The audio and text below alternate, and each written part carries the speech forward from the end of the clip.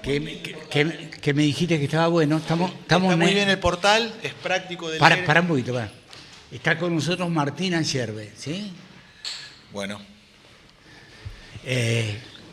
Está bueno el portal. Está bueno el portal, es sencillo de leer, está fácil y me gusta lo que envías por WhatsApp, que envías como una minuta con un videíto. Sí. Bien hecho. Me imagino que no es que lo haces vos, lo hace la producción. Claro, no, yo no estaría en aptitud de poder hacerlo.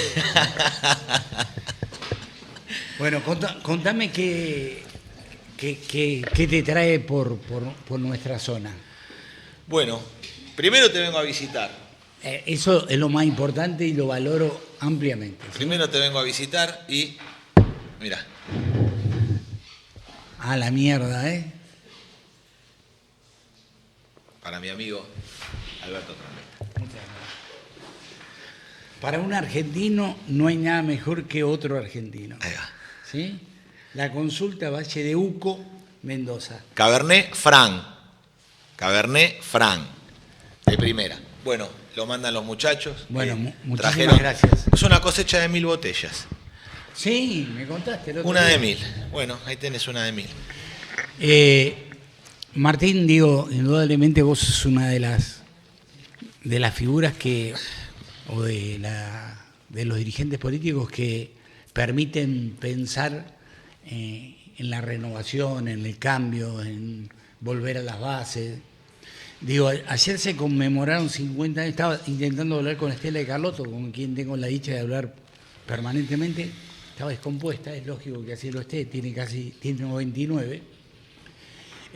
Siempre hablamos con ella.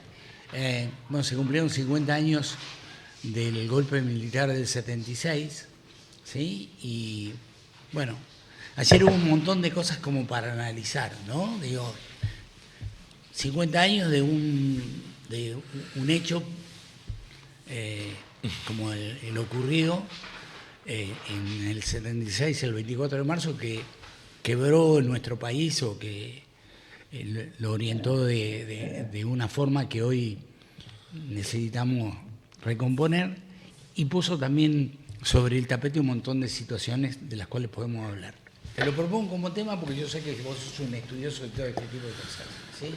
Sí. ¿Querés mate? ¿Tomás Sí, mate? sí, hagamos mate. No, yo.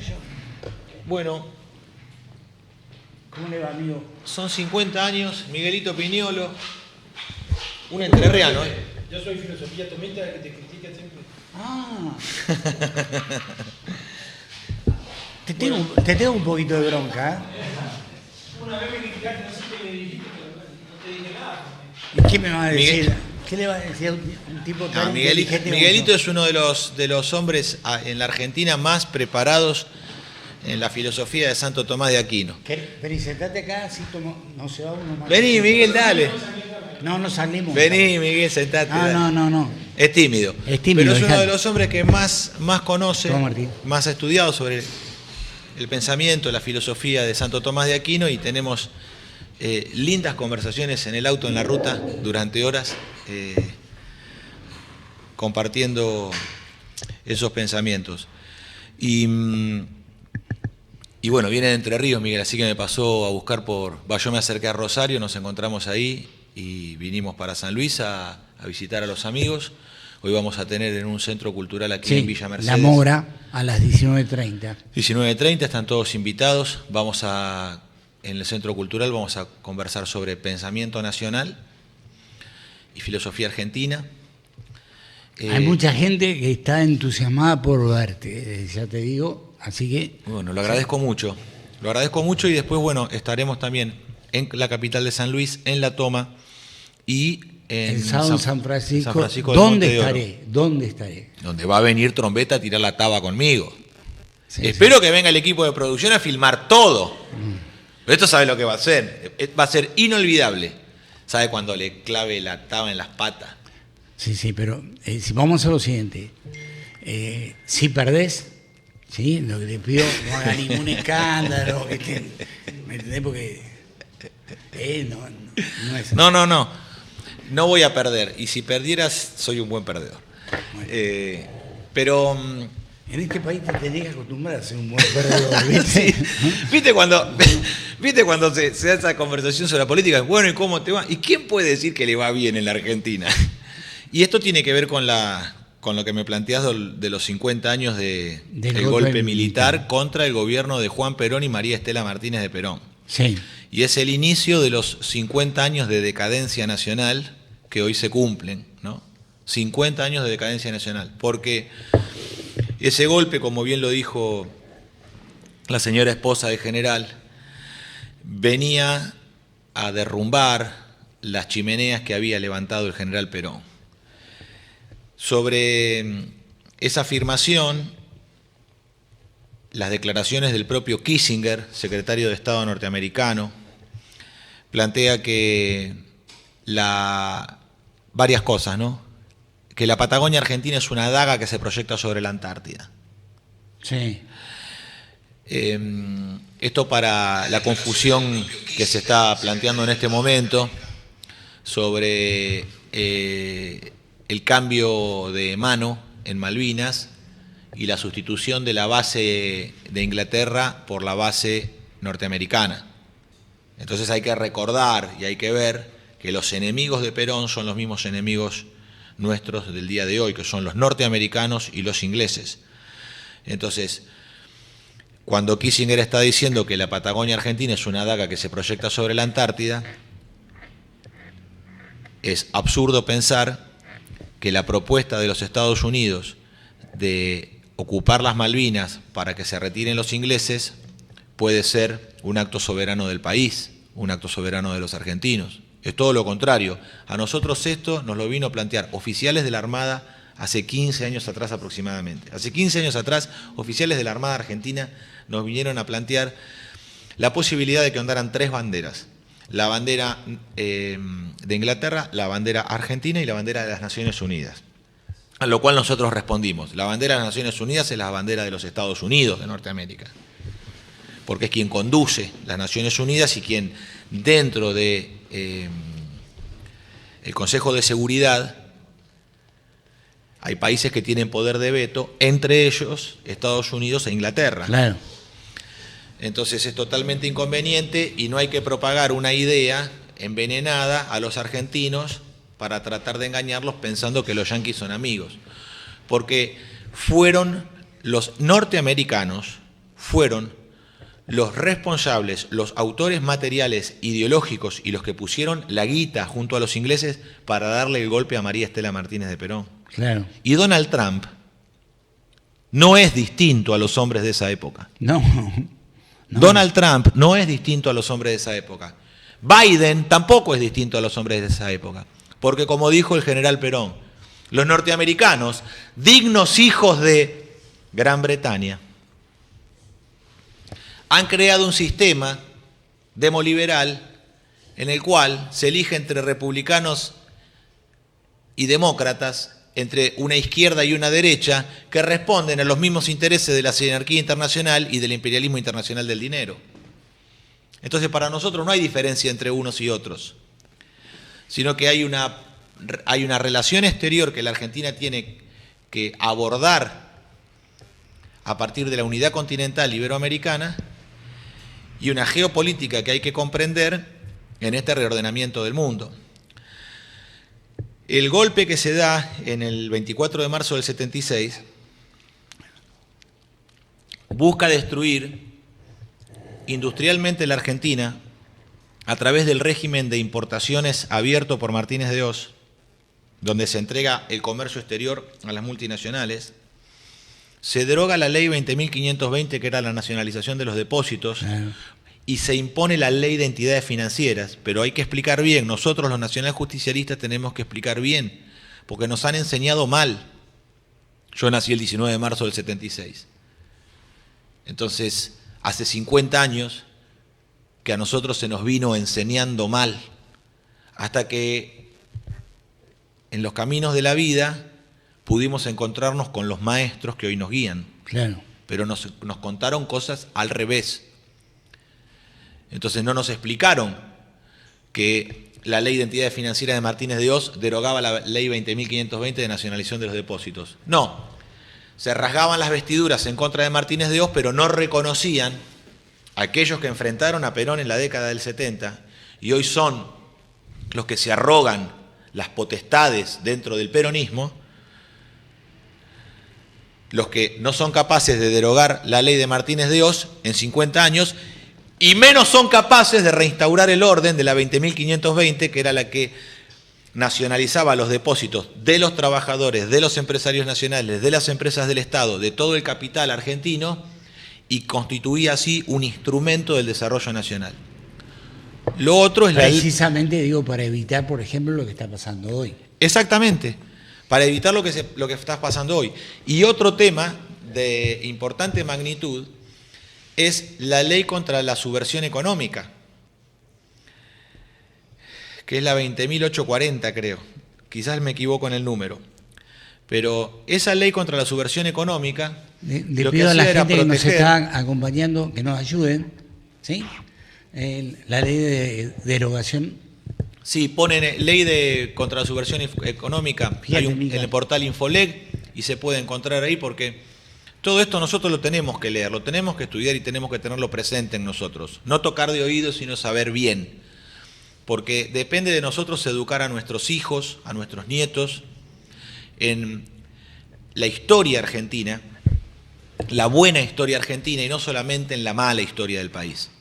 Porque evidentemente se ha convertido el 24 de marzo en una ceremonia mortuoria donde no se explica contra quién se dio el golpe, porque la izquierda copó el palco.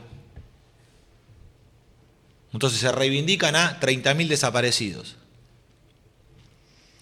Pero ese golpe fue dado contra alguien, contra un gobierno que fue el gobierno que más votos sacó en la historia de Argentina. Me interesa que abordemos eso. Es decir, ¿quién se apropió del 24 de marzo?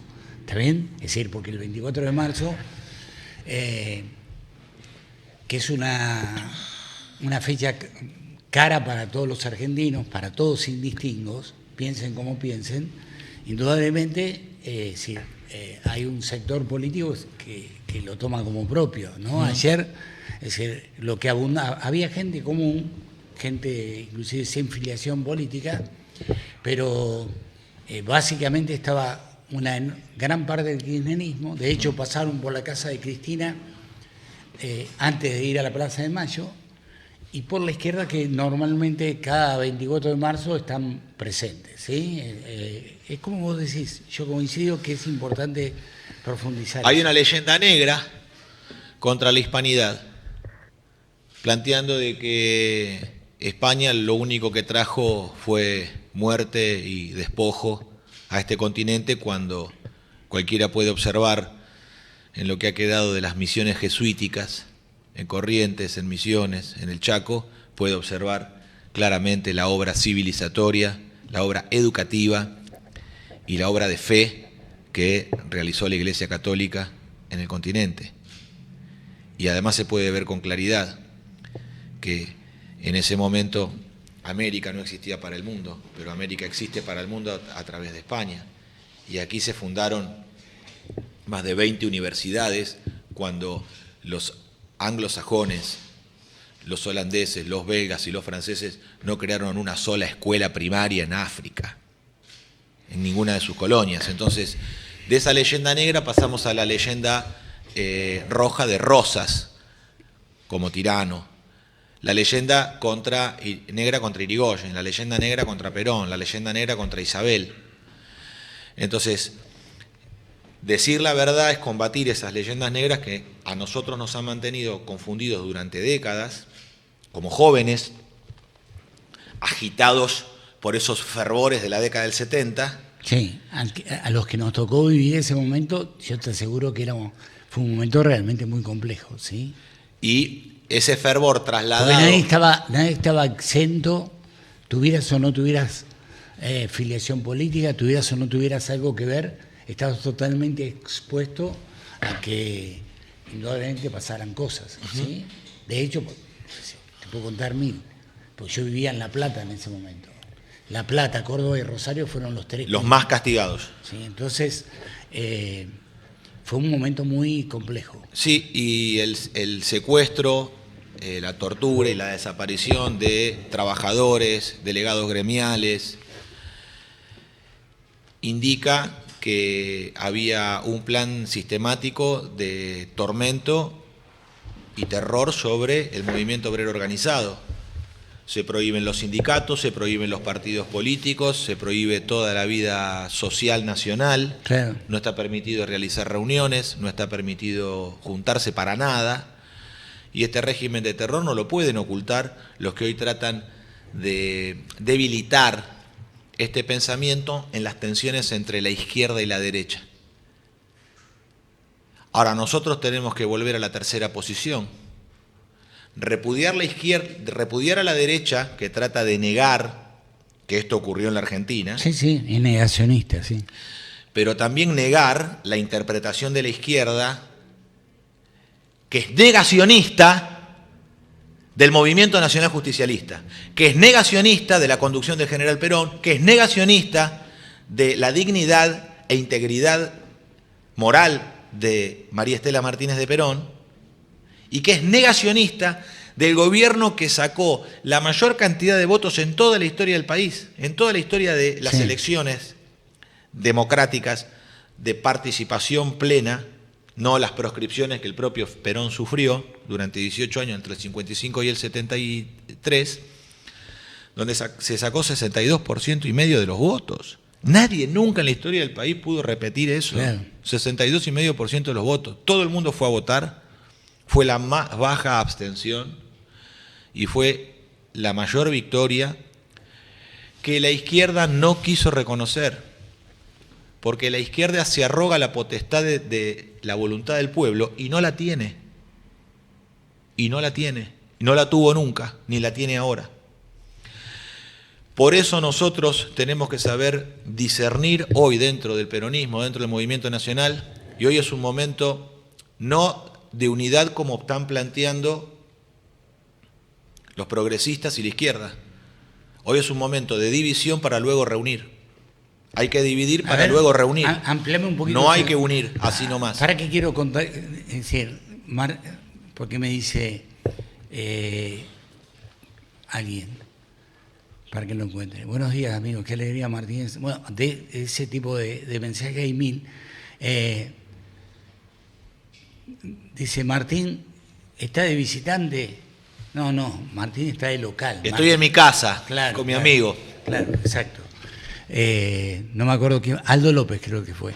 Así que le digo a Aldo que no, Martín forma parte de esto y nosotros nos sentimos muy felices de que esté, de que nos esté acompañando, por eso siempre tratamos de darle un lugar protagónico, porque Martín significa la nueva política, ¿sí? Es decir, representa todo lo que nosotros necesitamos como un cambio profundo.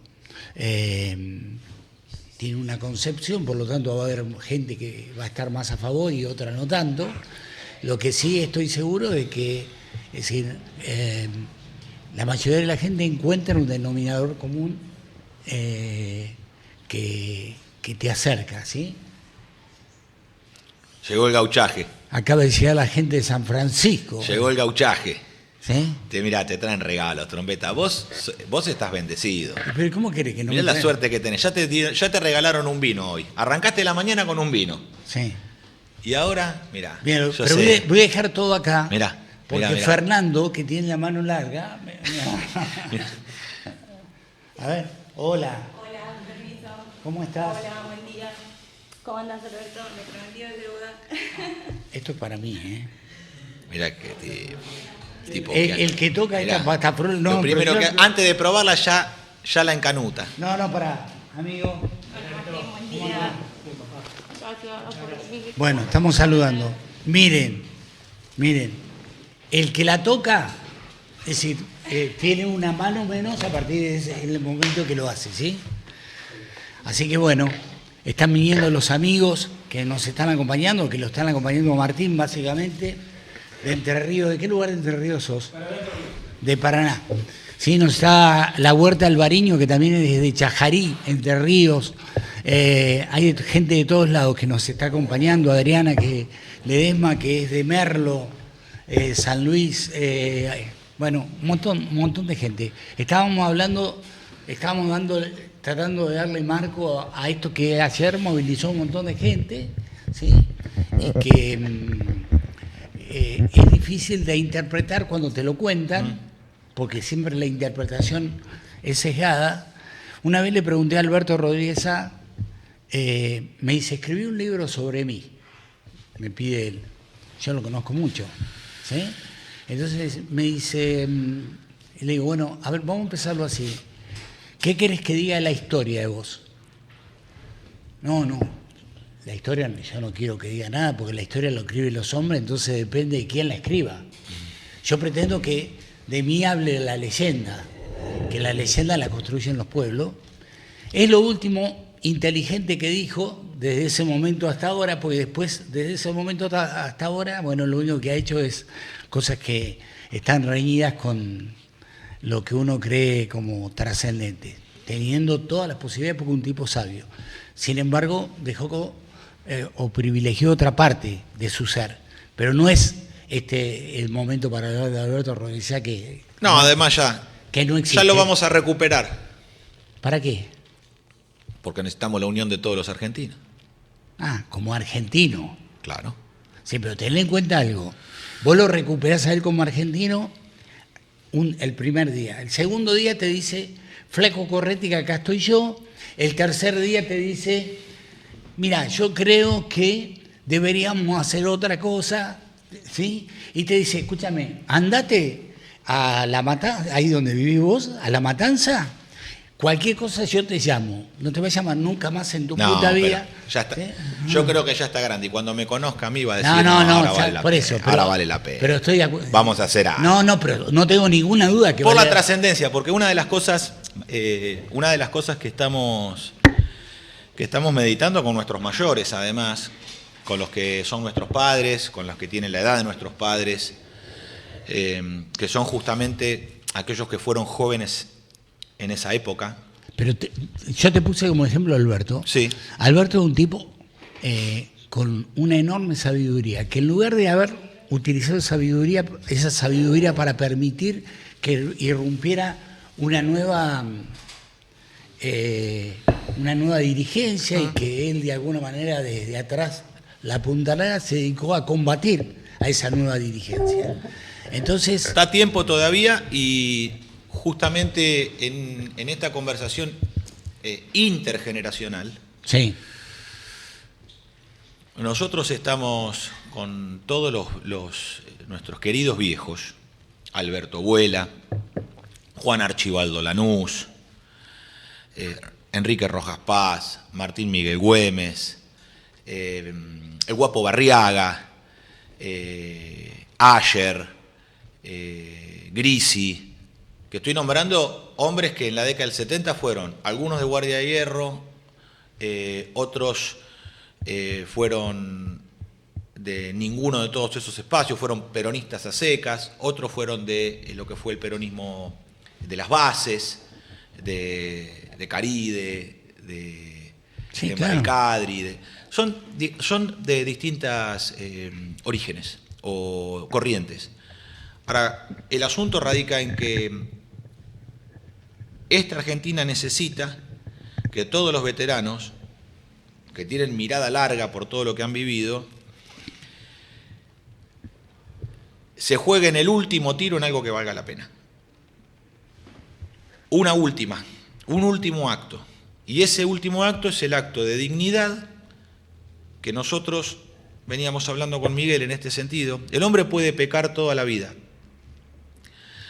pero si antes de morir, antes de recibir la extrema unción, el hombre se arrepiente sinceramente,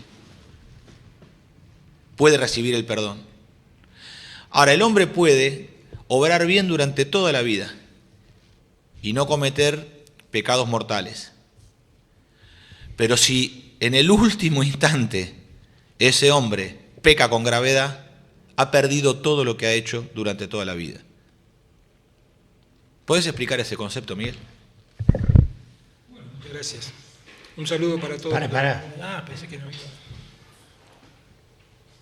Ahí está. Hola, buenos días a todos, ¿cómo les va? Un saludo para todos los que nos están escuchando, los amigos, seguidores de Martín, de todo el país. Miguel nos escribe siempre, él es de Paraná, Entre Ríos, ¿sí? Miguel Viñolo. Miguel Viñolo. Dale con Santo Tomás, Miguel, dale. Bueno, sí, Martín lo que está haciendo es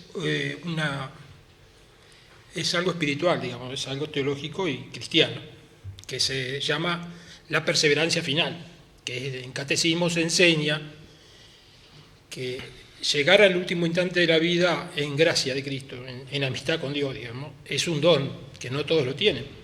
Por lo general uno muere como vive. Si vos tuviste una vida sana, una vida buena, vas a morir bien.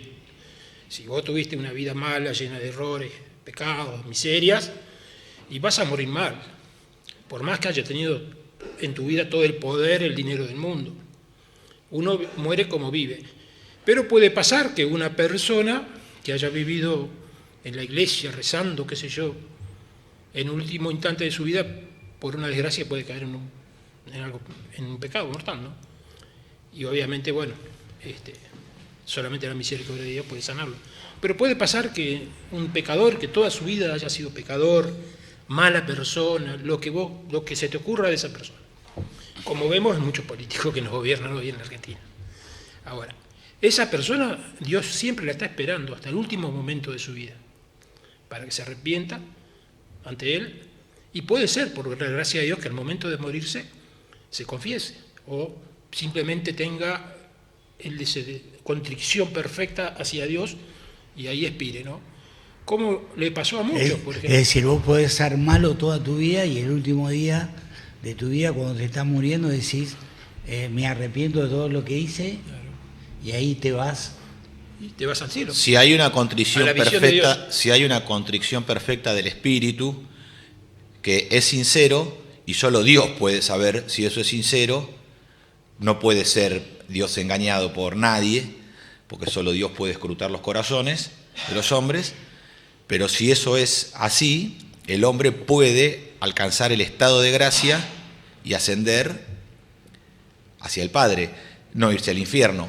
Y esa perseverancia... Pero el estado de gracia no es más fácil lograrlo teniendo una vida digna. Sí. ¿Sí? Claro, que es lo que señala Miguel. Si vos tenés la capacidad de poder...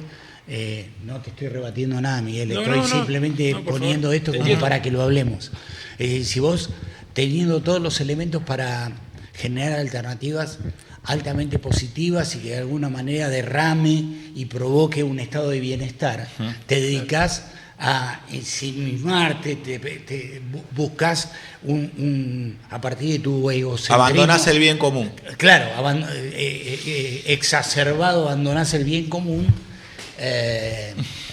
Si me permitís, después te voy a aclarar algo de eso. No, dale. Yo estaba hablando en términos teológicos, digamos. No, pero si está perfecto, lo entendí. Sí. Lo puse esto como un disparador para que la gente opine. Claro, yo te digo, por ejemplo, que en catecismo, en la teología de la Iglesia, hay algo que se llama la gracia santificante. La gracia, porque no todo el que dice Señor, Señor, entrará al reino de los cielos, ¿no? Dijo Jesucristo. Pero también está lo que la teología dice, la gracia santificante. La gracia santificante te la da el sacramento. Primero el bautismo y después la confesión de los pecados o penitencia. Y la Eucaristía es como el alimento de esa gracia santificante. Porque Jesús dice, en mi casa hay muchas moradas. No todos somos iguales cuando estemos allá arriba en el cielo. Vamos a ser diferentes en base a la gracia que hemos cultivado en esta vida. Y la gracia santificante es algo.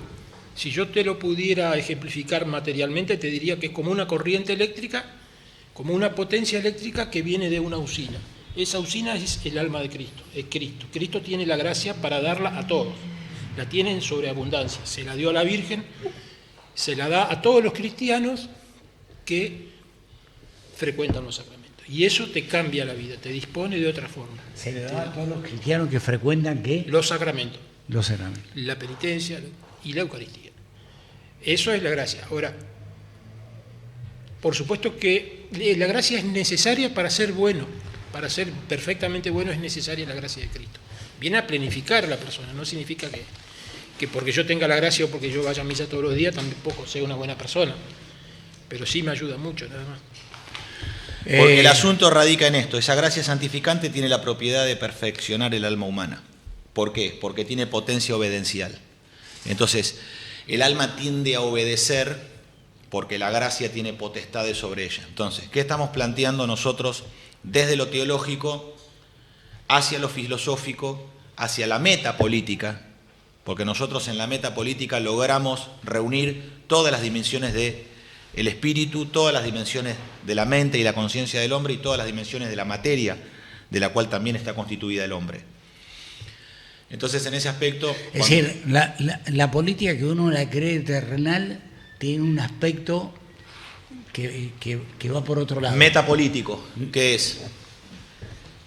Está lo político y la política. Sí, sí. Entonces... no, pero me pareció... Lo que a veces se hablaba de alta... Me pareció fantástico lo que dijo Miguel. Lo que digo es que indudablemente uno cree que la política está asociada con aquellas cosas que de alguna manera te favorecen o no.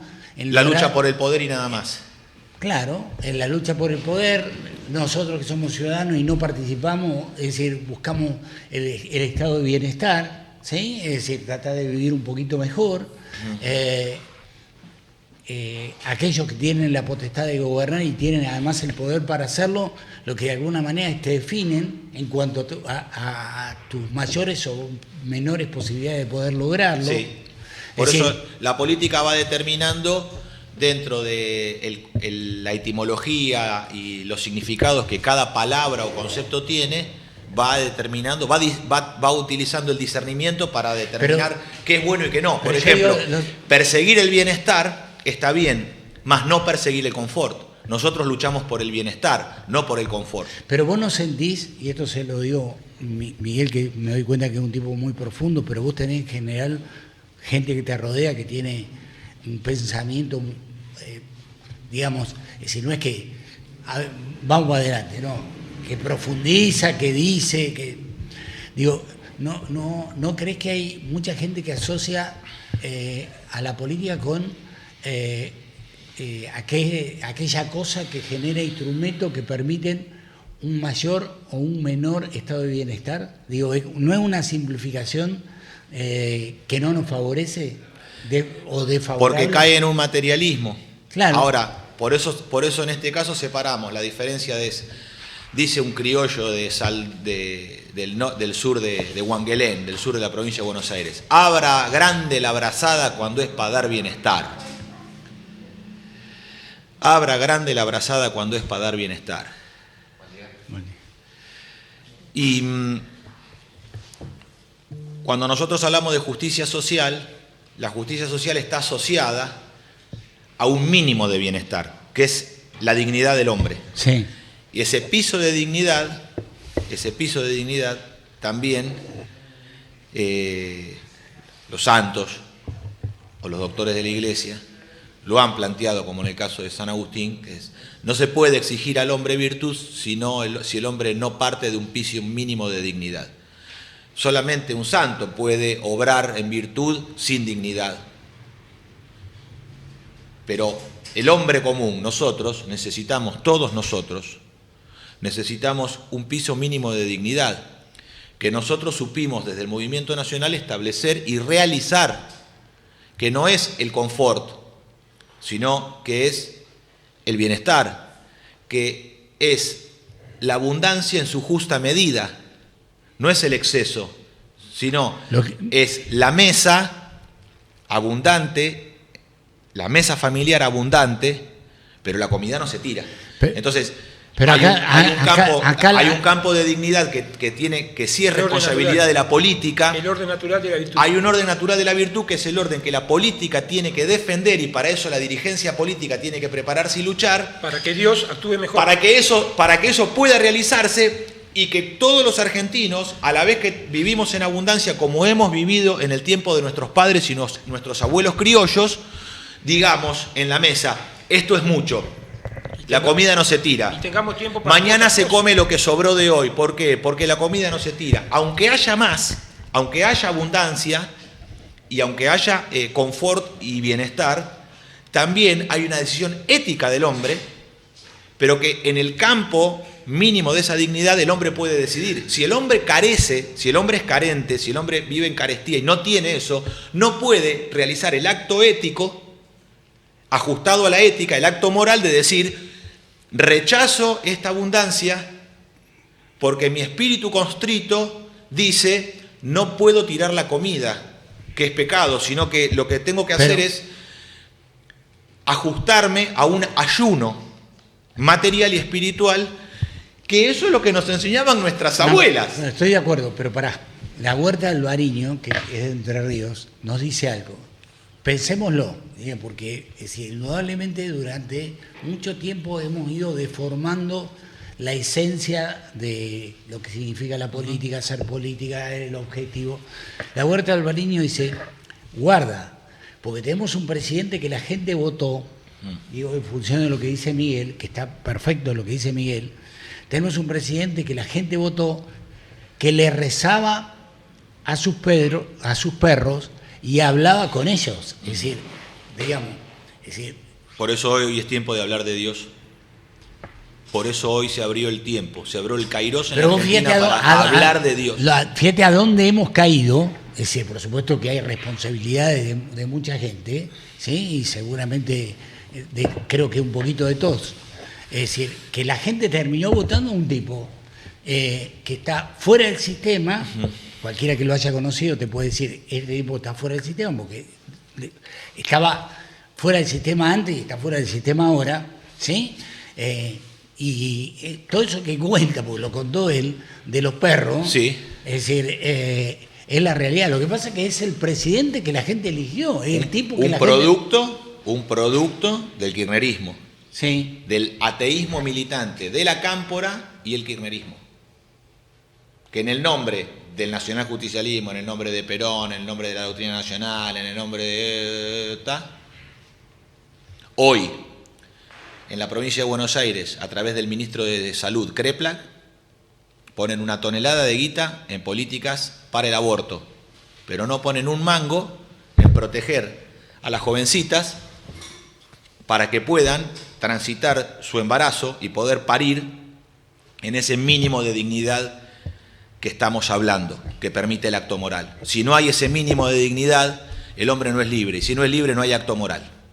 Y esto no es solamente una cuestión teológica, es una cuestión también filosófica, y es una cuestión ética, y es una cuestión que hace a la humanidad cuando nosotros hablamos de humanismo cristiano desde el peronismo. Entonces, se necesita que la persona tenga el mínimo de dignidad para que la persona pueda realizar el acto moral. Si no, no hay acto moral. Si la persona está presa, si la persona es esclava de la condición material en la que se encuentra, no puede realizar el acto moral. No puede decidir. No puede decidir, no es libre de decidir. Entonces es falso que es libre de decidir la mujer pobre. Es otra mentira del progresismo, es otra mentira del kirchnerismo de que la mujer pobre ahora es libre porque la dejan abortar. Sino, está presa de las circunstancias, está atada a una condición material de esclavitud en la provincia de Buenos Aires y la solución que le dan no es ninguna libertad, ni es ningún acto moral. Lo mismo ocurre con la política de vasectomía que está castrando a varones jóvenes de 16 años en La Matanza. Claro. A eso le ponen una tonelada de guita, el ministro Kreplak. Y la ministra Terilli, que viene de la misma cueva de la cual viene Sileoni, y de la misma cueva de Filmus, que es toda la burocracia de Flaxo, del progresismo de la escuela de Frankfurt, de educación. De educación de la provincia de Buenos Aires, todos estos son funcionarios de Axel Kicillof. Son los que alientan las políticas de hormonización y de sexualización en las escuelas. Y esto no es una pavadita, porque si la política está solamente en reducción a un materialismo, si mi ley me da o no me da dólares, si el tipo de cambio, yo que soy empresario, el tipo de cambio me conviene o no me conviene, si el régimen de importaciones me permite o no me permite, si la política está solamente en un tironeo de los intereses materialistas, no va a haber nunca unidad nacional, ni no va a haber patria, y no va a haber Argentina. Pero si la política alcanza su estado mayor a través de la metapolítica, que es su conducción, de la cual se vale de la teología, se vale de la metafísica y se vale de la filosofía y se vale de la historia, allí la política sí puede obrar ajustada al bien común, porque trasciende la inmediatez de la materia y alcanza el pensamiento trascendente del hombre, porque pasa al plano del espíritu. Eso es necesario ¿para qué? Para poder justamente decir, un gobierno nacional justicialista no puede ser llevado adelante por el ateísmo materialista de la sinagoga de Satanás, que impulsa en la provincia de Buenos Aires el aborto, la vasectomía y la hormonización de niños. Porque no importa acá la unidad para ganar. ¿Para ganar qué? ¿Para que esto se lleve a la nación y se realice masivamente en la nación argentina? No, contra ello hay que combatir.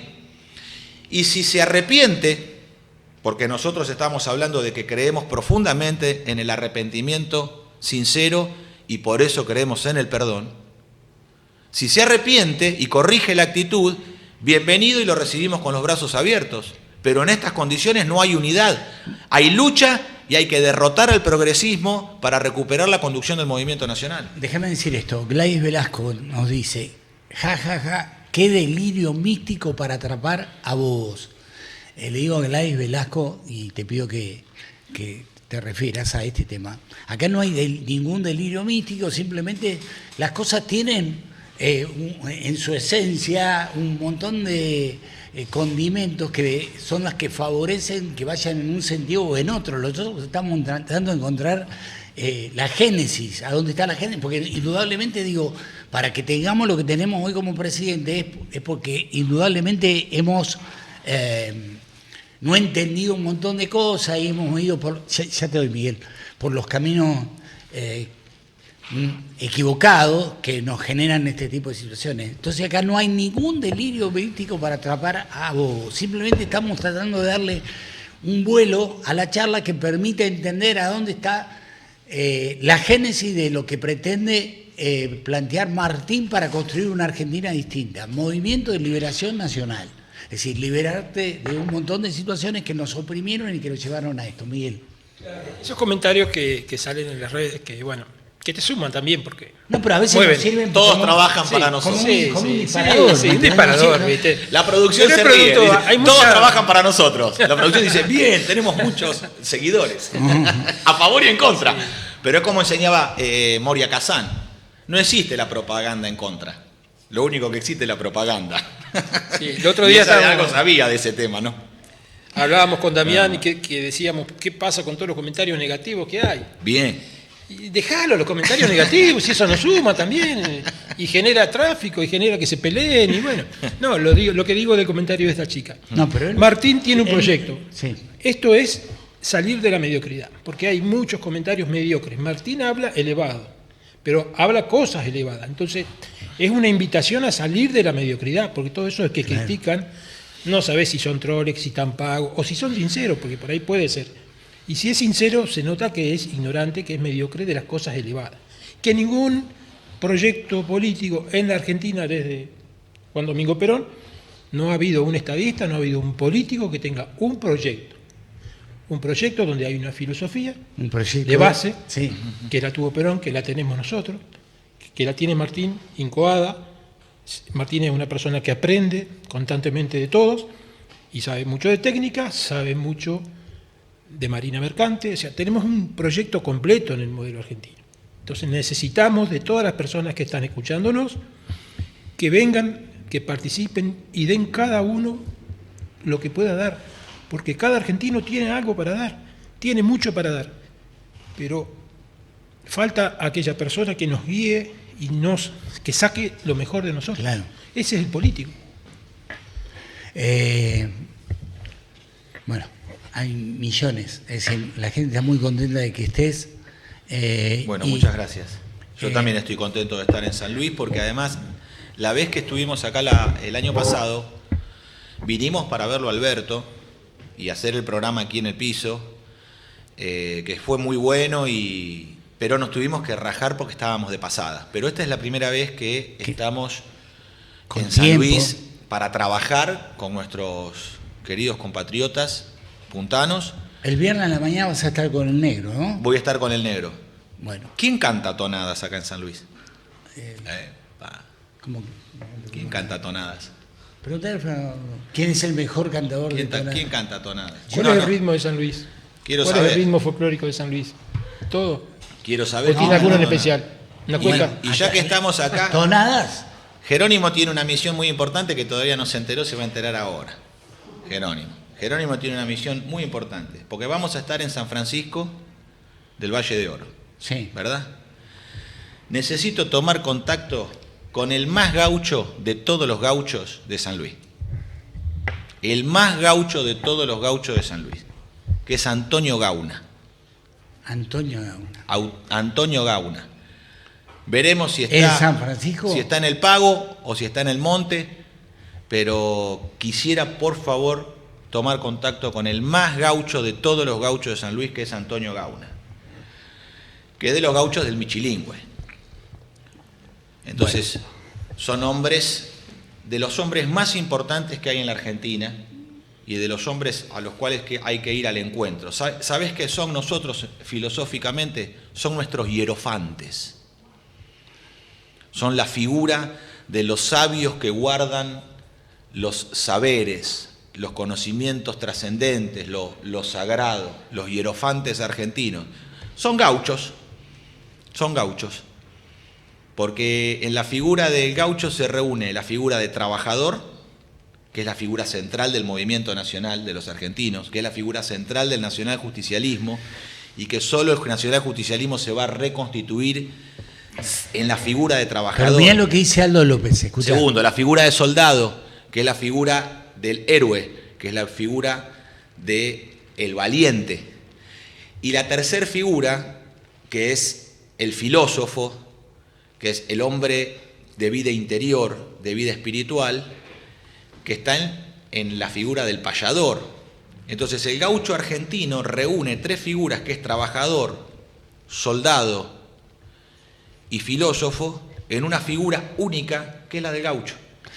Bueno, Aldo López nos dice, tenemos que hablar para adelante.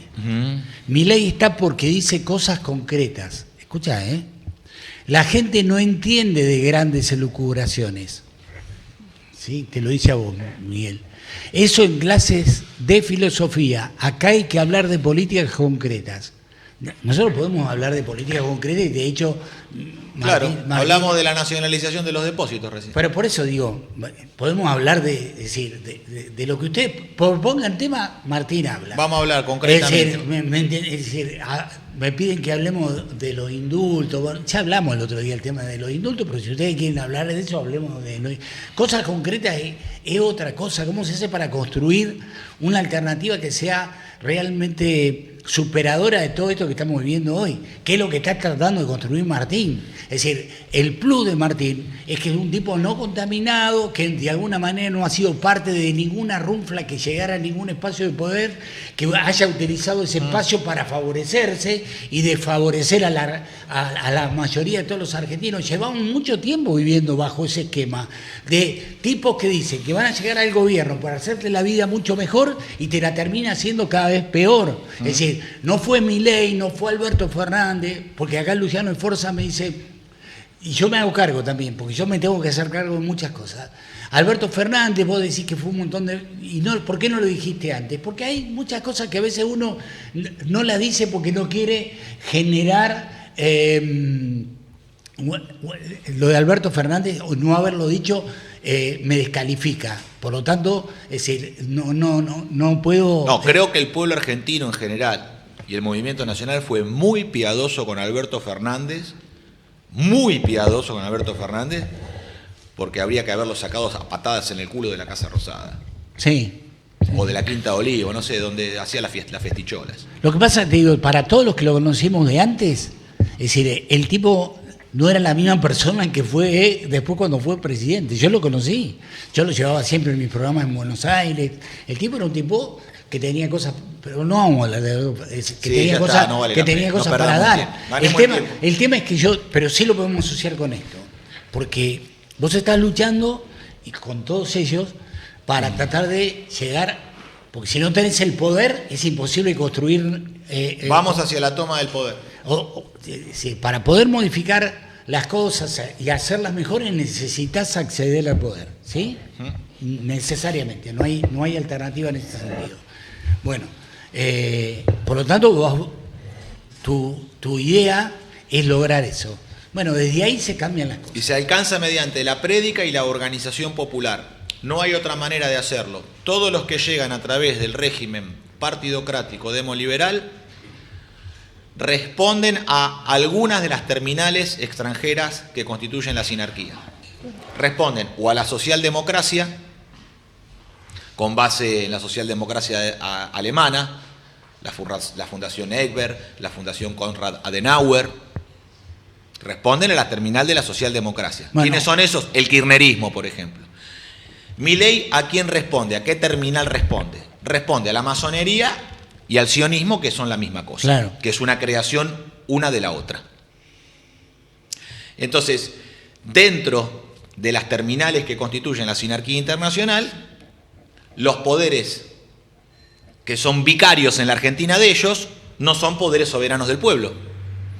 Entonces, ni el kirchnerismo es un poder soberano del pueblo, porque no es instrumento de la voluntad del pueblo, ni los liberales de Milei son tampoco instrumento de la voluntad del pueblo. ¿Por qué? Porque las terminales que tienen en el extranjero son las que les determinan la política a realizar. Claro. Bueno, entonces, partimos primero de un correcto diagnóstico. Sí, y Pero déjame, no hay déjame decir algo de Ariadna Lanús. Ella dice, hay que dejar subestimar a la gente diciendo la gente no entiende. El pueblo quiere entender, Claro. y necesita un guía que nos hable de estas cosas. Muy bien. Basta de ningunear al pueblo. Muy bien, Adriana. Hay que respetar Ariadna, al pueblo. Ariadna. Hay que respetar al pueblo argentino porque el pueblo argentino está muy por encima de la actual dirigencia. Cuando nosotros hoy, aquí en el Centro Cultural La Mora, en Villa Mercedes, tengamos el encuentro, vamos a ver que el nivel, todavía no ocurrió, pero yo garantizo, aseguro que el nivel es superior al actual nivel de la dirigencia política argentina. Lo mismo va a pasar en La Toma, lo mismo va a pasar en San Luis Capital y lo mismo va a pasar en San Francisco del Monte de Oro. Porque lo veo a lo largo del país con los miles de kilómetros que tengo en la espalda. Y esto lo verificamos a diario. Con Miguel hicimos recientemente una gira en toda la costa del Uruguay. Chajarí, Concordia, Concepción del Uruguay, Colón y Gualeguaychú. Altísimo el nivel. Altísimo el nivel en los gremios, altísimo el nivel en la cooperativa eléctrica, altísimo el nivel en el partido justicialista local, altísimo el nivel en todos lados, muy alto el nivel, muy alto el nivel. Entonces el pueblo está éticamente por encima e intelectualmente por encima de la actual dirigencia, que la actual dirigencia simula saber más, repitiendo las boludeces que le mandan desde el extranjero, simulando que entiende de geopolítica y no entiende nada. Porque ninguno ha pegado en el pronóstico respecto a la guerra contra Irán. Sí, Erico Baladares, de la revista Hegemonía, que lo tenés que llamar, porque con Erico vas a tener una conversación muy rica, sí que ha acertado. ¿Por qué? Porque está por encima de las ideologías. Todos los que están dentro del campo ideológico, los que son de Juan Domingo Biden o de Juan Domingo Trump, la han pifiado de punta a punta. Entonces, para abordar la materia, que es el plan de gobierno, cuáles son las realizaciones de la Argentina, primero hay que partir de un correcto diagnóstico. Pero no excederse en la política de diagnóstico, porque esto es el pensamiento sociológico que se dedica... Son todos analistas, pero nadie dice es para allá. Nadie señala la flecha para dónde hay que marchar. Ahora, para también avanzar sobre la materia, hay que darse cuenta de cuestiones que están vinculadas estrictamente en que el concepto para argentino de que el pueblo es el soberano. Para nosotros los argentinos, el pueblo es el soberano. Y para que se realice la voluntad del pueblo, tiene que haber un gobierno que sea la pieza de sacrificio de esa voluntad nacional que expresa el pueblo en comunidad. Entonces, el problema de la colonización, que se habla de la colonización pedagógica, que se habla de la colonización cultural. Dame un segundo que termino con este concepto. El problema de la colonización es que nos han elegido el qué. Y esa pérdida de imperio de lo existencial nos quita la posibilidad de discernir el orden superior jerárquico y por qué vale la pena sacrificarse. Entonces, el kirchnerismo te ofrece derechos que nadie quiere. Y Milei quita esos derechos que nadie pidió. El kirchnerismo te ofrece derechos que nadie quiere. Y vamos a recuperar derechos. ¿Cuáles? ¿El derecho al trabajo? No. Eso no, hablamos de otros derechos. El derecho de las minorías. El peronismo no es un movimiento de minorías, el peronismo es un movimiento de mayorías, que es piadoso con las minorías, que tiene misericordia por las minorías, pero es un movimiento de mayorías. porque responde a la voluntad mayoritaria del pueblo, porque cree en la idea de pueblo. El kirchnerismo es un movimiento de minorías, por lo tanto no es movimiento, sino que son círculos. Y es un movimiento de fragmentación, igual que Milei. Por eso, desde este correcto diagnóstico, a partir de acá sí se puede plantear la movilización total del trabajo con un plan de pleno empleo. Ese plan de pleno empleo tiene que estar sostenido por las empresas del Estado, el Estado empresario argentino, porque las multinacionales no van a dar pleno empleo en el país, lo van a dar en sus propios países de origen. Además, necesitamos una política de nacionalización del comercio exterior, porque si permitimos que los chinos sigan entrando mercadería a precio dumping, no va a haber industria argentina ni producción que aguante. Al contrario, todos los Y días. esto no es solamente la producción industrial, se lo digo al campo, a los chacareros y a los productores agropecuarios. Si esta política continúa, van a reventar el citrus de Entre Ríos con la importación de naranja de Egipto. Van a reventar el limón, y es imposible de reventar el limón tucumano, ¿no? Es imposible de reventar la producción de limón tucumana. Pero estos son capaces, porque si tiran abajo la producción argentina con precio de dumping, los campos van a dejar de sembrar. Si nosotros permitimos que en Corrientes, que es donde se produce papaya, que no es de gran consumo en la Argentina, que no es de gran consumo, pero la poca producción que tenemos, que es de muy buena calidad, se destruya con el precio dumping de la entrada de Brasil, lo mismo con respecto a la palta. La palta que entra del Perú es una palta que tiene metales pesados, es tóxica, envenena el sistema nervioso. Pero si no hay un control bromatológico y sanitario por parte del SENASA, con una verdadera barrera sanitaria en la frontera exterior y no con la barrera que impide el comercio en la Argentina cuando vamos hacia la Patagonia, donde nosotros no podemos mandar un camión de fruta y verdura, un camión de alimento, no podemos mandarlo a los que les prendieron fuego en la Patagonia, en la comarca, porque la barrera fitosanitaria no nos deja pasar. ¿A vos te parece no se puede realizar un acto de solidaridad de argentino asistiendo a las familias que perdieron la casa, que les prendieron fuego la casa y le prendieron fuego el campo, y ni siquiera llevar los alimentos porque tenemos una barrera fitosanitaria que lo impide? Entonces, ¿por qué estoy planteando esto? Este es uno de los temas que con los operadores y productores del mercado central... ¿Por qué lo impide? ¿Por qué lo impide? Porque te decomisan la mercadería. No, ya lo sé, pero ¿por qué te decomisan la mercadería? Digo, la Patagonia Argentina recibe todos los días, el otro día alguien me decía, me daba un número, no sé cuál es el número, pero sí, la Patagonia Argentina cada vez está más poblada de gente que viene de Israel, que cobra una pensión. Nuestros jubilados no cobran nada, sin embargo nuestro gobierno le paga a todos esos referentes del sionismo que se viene a instalar a nuestro país una pensión, ¿sí? Es decir, le está sacando a nuestros jubilados para dárselo a los israelitas que vienen a invadir nuestra Patagonia. ¿Cómo es la historia? Bueno, esa es la unidad de los liberales con los kirchneristas en la política de derechos humanos. ¿Por qué? Pero esto no es un invento, esto es un dato de la realidad. Esto es un dato de la realidad y existe ¿por qué? Porque nos han elegido el qué. La colonización psíquica, la colonización cultural, mental, en la cual estamos sumergidos, es aquella en la cual nos han elegido el qué.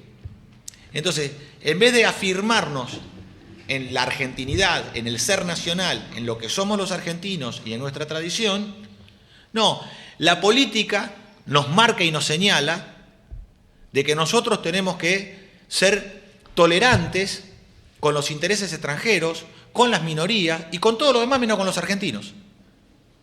Entonces, este es el final de esos 50 años de decadencia, donde resulta que ahora hay que pensionar a los israelíes. ¡Ja! Es de loco. Está pasando. Como si le faltara guita, además, ¿no? Está pasando, Martín. Como si le faltara guita. No es Pero un... tampoco la discusión puede ser el dinero. Porque este informe que ha dado a la luz Chinda Brandolino, le mando un beso grande a la doctora Chinda, que es una verdadera patriota, que es una mujer de coraje. Lo que ha planteado la doctora Chinda con este informe que ha filtrado, porque todavía hay patriotas en las fuerzas de seguridad y en las fuerzas de defensa nacionales, en las Fuerzas Armadas y en las fuerzas de seguridad hay patriotas, que son justamente los que le han filtrado a Chinda este informe de que quieren constituir barrios, que no son barrios, son grandes extensiones de tierra, donde van a crear una política de fragmentación, apoderándose del territorio, donde nadie puede entrar sino más que ellos. Claro. Pero el problema no es que el Estado les dé una pensión, le pague los servicios psicológicos, médicos, cuando tienen guita de sobra, porque son el imperialismo internacional del dinero. No caigamos nosotros tampoco en la discusión de la guita, porque si no aceptaríamos de que vengan igual si es que ponen guita. No, si ponen guita tampoco queremos que vengan. Nosotros no queremos que en estos planes demoníacos, mediante los cuales la conducción política del Estado de Israel, en la figura de Netanyahu, o como se pronuncie, Netanyahu. o como se pronuncie, en la figura de la conducción política del Estado de Israel y de la conducción superior, que son sus sacerdotes, su Sanedrín, están intentando quemar Israel para venirse para acá, no son bienvenidos. Traigan o no traigan guita, no los queremos acá. Y además hay que ver una cosa. En la defensa de los argentinos están todos los signos del coraje necesario para poder repelerlos. Para un poquito, Martín. Mira lo que te plantea Luciano Esforza. ¿Qué va a hacer Ayerbe? ¿Se va a poner en contra de los judíos? ¿Sí? Es decir, no te quiero interpretar. Es decir, Martín lo que plantea es sumar. Ahora, yo estoy a favor de los argentinos. Claro. Y el apóstol Pablo, Saulo de Tarso, que es uno de los más grandes evangelistas de la historia, ¿no? Probablemente el hombre que más conversiones logró, seguramente, ¿no? Bueno, Saulo de Tarso era judío y estaba casada con la hija de un sacerdote del Sanedrín. Ya están acá, muchachos, dice. Y Cleto dice, eso para los de la dialéctica. Sí, Ayerbe, que se metan la dialéctica en el Ayerbe, bolsillo. le digo a Cleto, que seguramente es un troll, dice, Ayerbe, facho. Si hay algo que Ayerbe no es precisamente eso, pero bueno, a ver, Tomás, Bueno, gracias por darme la palabra. No, el tema del pueblo, de este pueblo ancestral que ha estado 1500 años sin un territorio y ha conformado una nación, es como un milagro moral. El pueblo judío tiene una característica, que ellos nunca van a dejar de ser lo que son, porque los argentinos somos receptivos a todo tipo de culturas. La Argentina ha sido formada por la inmigración, hay gitanos, hay españoles, hay rusos, hay eslovenos, pero somos todos argentinos, porque los que vinimos acá miramos nuestra historia y nos identificamos. Mi mamá es de origen alemán, mi papá es de origen, mi abuelo venía también, es italiano, y algo de criollo debo tener por ahí, quiero decir, pero yo soy argentino. Pero en cambio, este pueblo, ellos no van a dejar nunca de ser lo que son, y ellos quieren formar un Estado dentro de nuestro Estado. Ah, está muy bien. Nuestro Estado no va. Entonces nosotros, si ellos vinieran acá y asumieran nuestra condición, y serían como nosotros, queremos los mismos valores. No, ellos son siempre ellos. Claro. A pesar de que han nacido en Argentina, ellos son judíos de origen argentino, judíos de origen español. Yo soy argentino de origen, italiano de origen, pero soy argentino. Ellos se dicen al revés. Ellos dicen, yo soy argentino, pero primero soy judío de origen argentino. Pero vos naciste en Argentina, pero yo soy judío. ¿Pero cómo entonces? Pero nosotros queremos hacer una patria unida que tengamos los mismos valores. De argentinos. Ahora vos fíjate una cosa. ¿Qué dice San Pablo? Los verdaderos judíos son los cristianos, porque nosotros también somos hijos de Cristo. Cristo era judío, la Virgen era judía, yo no estoy en contra de ello. Pero no es una cuestión religiosa. Cristo era judío, Dios, por favor, Jesús es judío. Yo creo que lo que está pasando en el sur no es una cuestión religiosa, no es una cuestión que vaya por ahí, es una cuestión que tiene que ver con otros intereses, y es por eso que nosotros, digamos, porque si bien, todos nosotros somos producto de la inmigración. Mis abuelos eran italianos. Los tuyos, alemanes, como me contaste recién.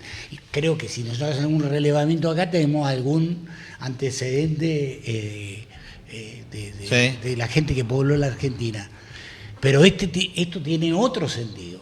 Pero claro, las colonias alemanas de mis queridos amigos del sur bonaerense, de San José, de Coronel Suárez, de Sierra de la Ventana, todos mis queridos amigos alemanes, ya digo alemanes en broma, porque son más argentinos que cualquier argentino, Son alemanes que vinieron a la Argentina y son tan criollos como cualquiera, como el que más. Por supuesto que ellos tienen sus tradiciones, tienen una cultura que está trasvasada a través de las generaciones de sus abuelos y de sus padres, pero nosotros los argentinos hemos recibido 14 millones de tanos, uno sos vos, 14 millones de tanos. Hemos recibido a los alemanes ¿A dónde iban a ir a parar los alemanes del Volga cuando se acabó el contrato por 100 años?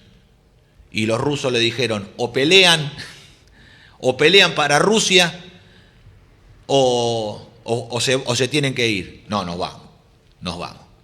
Entonces, ¿quién los recibió? Cuando la opción que tenían era irse a no se sabe dónde o morir en los campos de batalla peleando por otra bandera. La Argentina lo recibió con los brazos abiertos. Entonces, la cuestión acá radica en otra cosa. Nosotros no vamos a tolerar ni a permitir que nadie, ni los norteamericanos, quieran hacer una nación norteamericana en Malvinas, como pregonan algunos, ni tampoco vamos a permitir que en la Patagonia hagan una nación judía, porque acá la única nación que existe es la Argentina. Acá hay una sola nación, una sola bandera, un himno, una escarapela, y se acabó. No hay otro tema, no hay ningún otro tema acá. Hay un solo pueblo y una única nación, que somos los argentinos. Esto además tiene un ecúmene que pertenece, que es la hispanidad, y la hispanidad es la catolicidad, porque la historia, no las interpretaciones ni la ideología, la historia indica que los argentinos somos los herederos de la filosofía de los griegos, Aristóteles principalmente, el derecho de los romanos y la fe de los cristianos. De eso está hecha el ser nacional. Esos son las raíces del ser nacional. Eso es lo profundo, el sustrato que está abajo como sedimento de lo que nos constituye. Luego nosotros hemos incorporado a los alemanes, a los polacos, a los húngaros, a los rusos, a los ucranianos, pero todos ellos también, cuando se integran a la Argentina y se hacen criollos, no lo hacen rechazando las bases fundantes, porque todos ellos se han integrado en el derecho natural del hombre y ellos reconocen el justo medio argentotélico. Ellos reconocen que nadie puede dar lo que no tiene ni nadie puede quitar lo que no dio, como reza el derecho romano. Y todos ellos reconocen, los que son creyentes y los que no lo son, que los valores cristianos son valores de paz, son valores de justicia, son valores de hermandad. Y ellos lo agradecen, todos los que han venido, no importa si son rusos de la Iglesia Ortodoxa, o ucranianos, o polacos, que son más católicos que los católicos, los polacos. Los polacos son más católicos que el Vaticano. Pero los argentinos hemos integrado a todos por igual. Y aquellos que incluso han peleado en Europa y se han matado entre sí, aquí en la Argentina se da el milagro de que los polacos, los alemanes, los rusos y los ucranianos que se masacraron entre sí, convivan. Acá todos sus hijos juegan en la vereda. Sí. Todos sus hijos van al mismo club. Y sus hijos se dicen el polaquito, el rusito, el tanito. Claro, es cierto. Pará, es importante que aclares algo, porque el otro día yo te pregunté, la semana pasada, por el tema de los indultos, ¿sí? Porque creo que Moreno habló de indulto, Guillermo, el día anterior a vos, Guillermo, ¿sí? Fer, ¿estoy diciendo bien? Habló de indulto, ¿sí? Y vos dijiste que el indulto debía ser amplio, ¿sí? Gladys Velasco dice, Ayerbe, amigo de milicos genocidas. Alguien por acá también. Eso es falso, eso es alzar falso testimonio, ¿no? No, pero por eso. No se hace eso. Habla mal de la propia persona que alza falso testimonio. No, está bien, por eso. Pero yo lo que tengo que hacer, mira, el tema para que quede claro. Hay que responder como se respondió hace 2000 años. Tú dices que soy. Es decir, Martín Ayerbe, yo creo en él. Sé cuáles son las cosas que defiende y por eso me parece que es la política que viene. De la misma manera que tengo otros amigos conocidos, el intendente de Villa Mercedes, Maxi Frontera, que es un tipo contemporáneo a vos, porque tienen más o menos la misma edad, que viene el peronismo, que también tiene una concepción diferente, porque está no contaminado por un montón de cosas, porque no voy a hablar de él ahora, pero ya todo el mundo sabe de lo que estoy hablando porque lo he contado un montón de veces. Referite a esto porque es importante, me parece, ¿sí? A lo que acabo de decir. Nosotros tenemos que lograr la unión de pueblo y ejército y recuperar gloria y honor perdidas de las Fuerzas Armadas Nacionales. Porque la unión de pueblo y ejército hace a la nación en armas, que es nuestra doctrina nacional de defensa. La doctrina nacional de defensa de los argentinos es la de nación en armas. Claro, los que son de pro Israel y los que quieren acá crear un Estado judío van a decir, no, eso no. Pero bueno, ese es el problema de la judaización que se ha hecho en el movimiento nacional, que se llama kirchnerismo. Es un movimiento judaizante. Nosotros no creemos en esta idea de los judeo-cristianos. Nosotros somos cristianos, no somos judeo-cristianos. El mundo judeo-cristiano no. Nosotros en todo caso pertenecemos más a lo grecolatino que todo esto que quieren venir a contarnos a nosotros. No tiene nada que ver, no quieren a nosotros sumar a una guerra en el nombre de Occidente. De ninguna manera, de ninguna manera. Ellos no son Occidente, son el falso Occidente. Entonces, lo último que quedaría de Occidente seríamos nosotros los argentinos. Acá no queda más nada, hermano, es tierra arrasada Europa.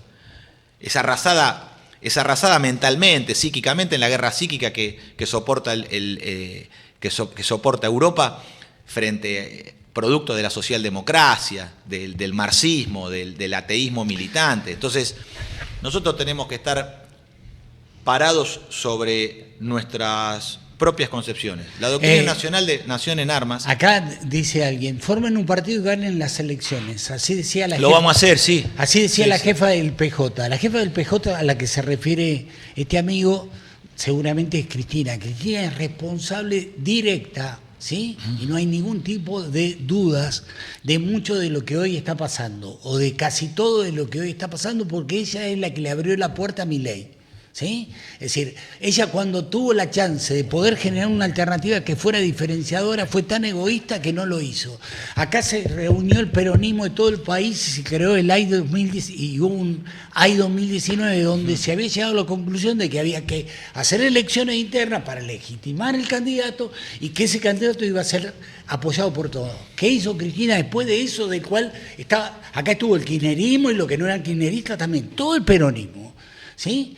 Y Cristina dijo, no, el candidato lo elijo yo. Y lo puso Alberto Fernández, que lo puso como ministro de Economía precisamente para entregar el país definitivamente a Martín Guzmán. Porque claro, lo de Martín Guzmán es un reflejo claro de cuál era. Cuando yo vi, y sobre todo esto me lo hizo ver Guillermo, que conoce más que yo de quiénes son los personajes. Guillermo, Martín Guzmán, lo pusieron nada más para que sea una referencia del fondo inserto dentro de nuestra de estructura de gobierno. Porque tienen terminales en el extranjero. Claro.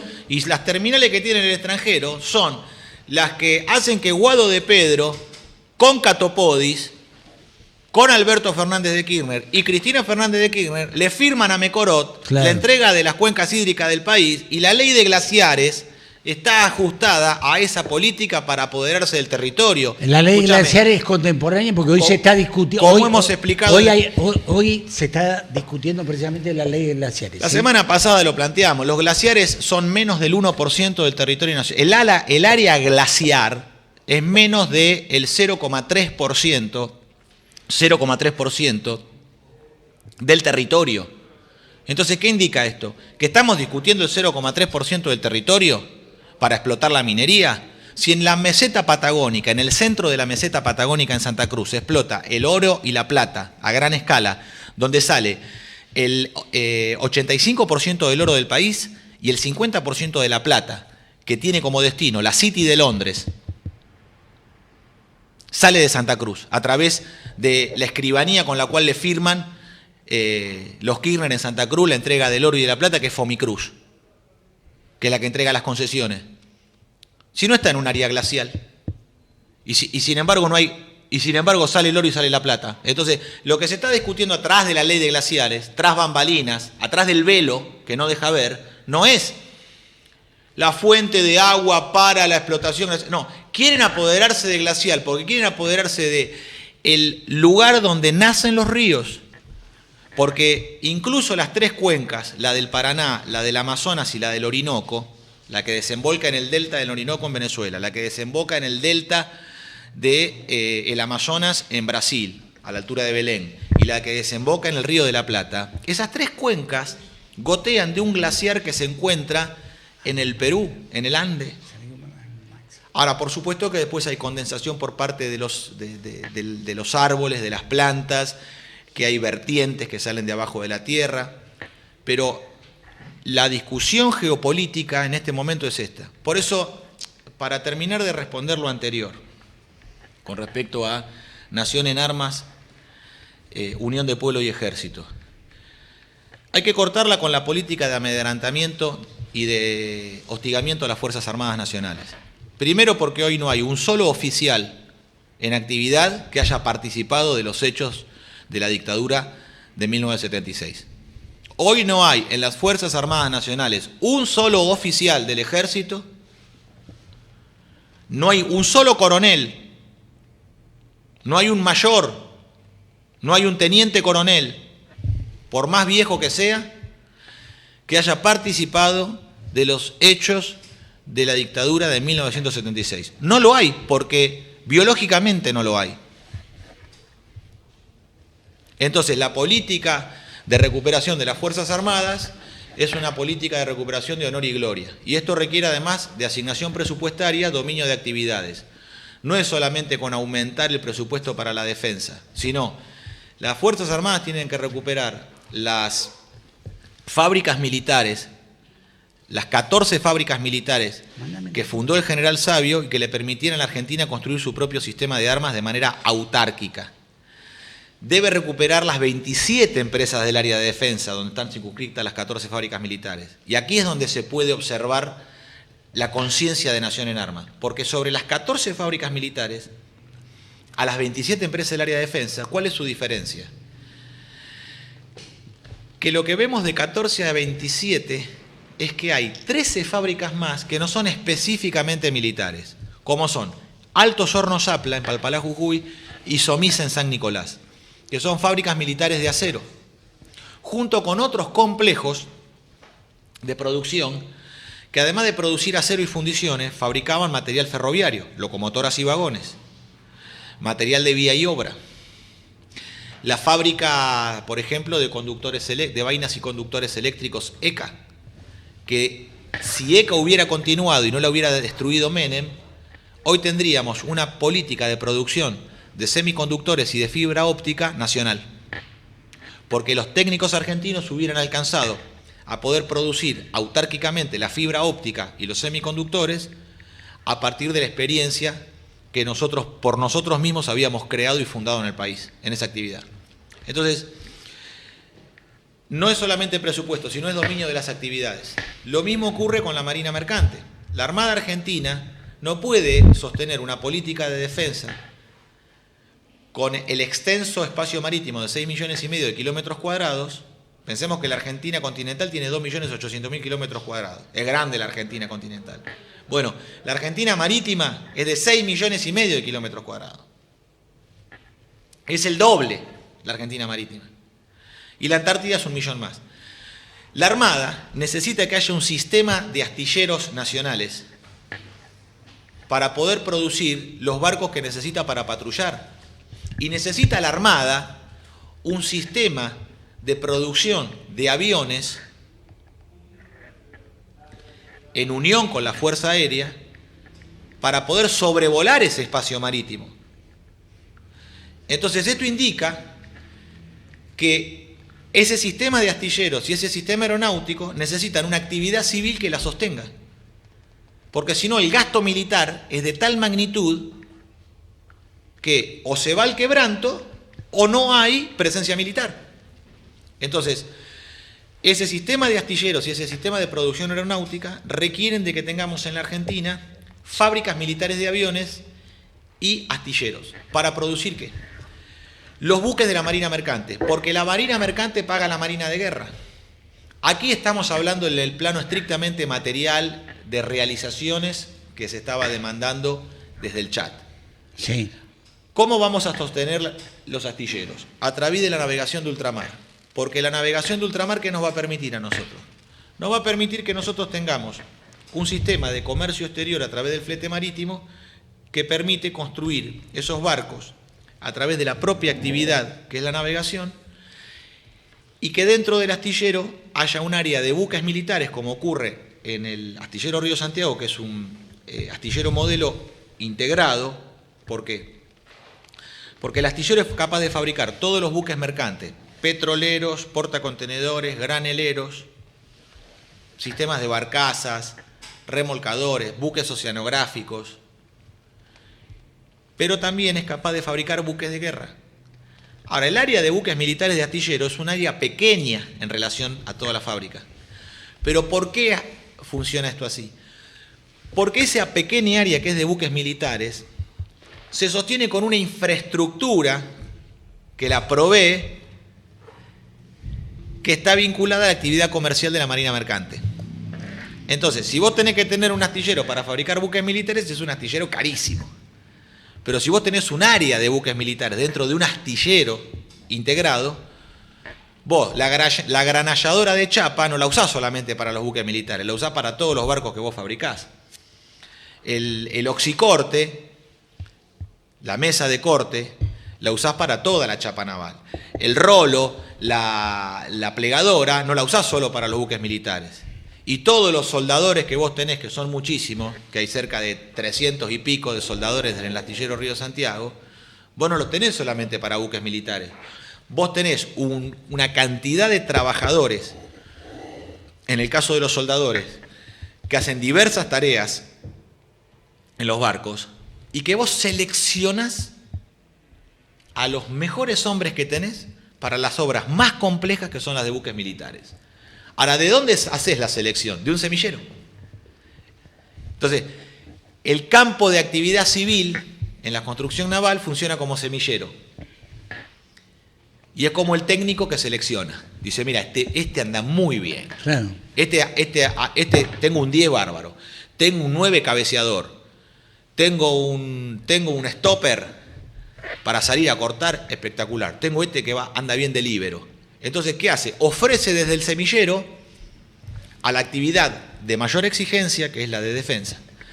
Pero esto se sostiene en el régimen de recuperar la reserva de carga del flete marítimo para hacer la mitad de los fletes del comercio exterior. Eso nos va a permitir una capitalización para la industria naval, nos va a aumentar las tripulaciones a más de 20.000 marítimos asociados a estas actividades, y nos va a permitir que nosotros volquemos los recursos logísticos a la reconstrucción ferroviaria.